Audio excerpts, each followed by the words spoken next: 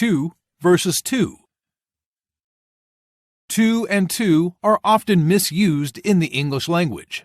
The main difference that helps writers distinguish between the two is their part of speech.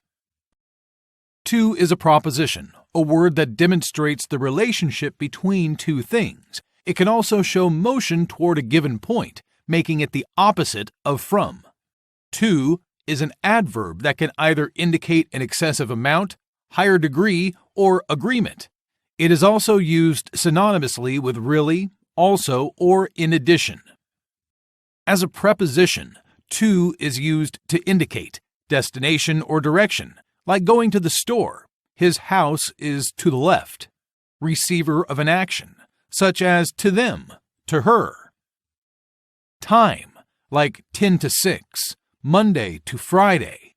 Approximate numbers, such as 5 to 10 people, 10 to 15 miles. To is also used before a verb to create the to plus infinitive form. He loves to dive into the pool head first. She needs to leave school early today. To with two O's is always an adverb. To indicates an excessive amount. When in need of a word that means more, use to with more O's. For example, the teacher gave the class too many pages to read over the weekend. To can be synonymous with really, also, and in addition. It's often at the end of a sentence. Replace to with one of these synonyms. If it makes sense, it is correct. For example, he too wants to go to the movies. He also wants to go to the movies. Here are some examples of to and to being used in sentences. Let's go to New York next year.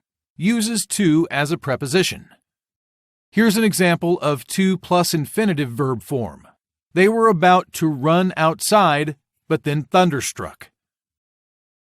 There were far too many balloons at the birthday party. Uses to indicate an excessive amount. Melanie wanted to ride the roller coaster too. Uses to mean also or in addition.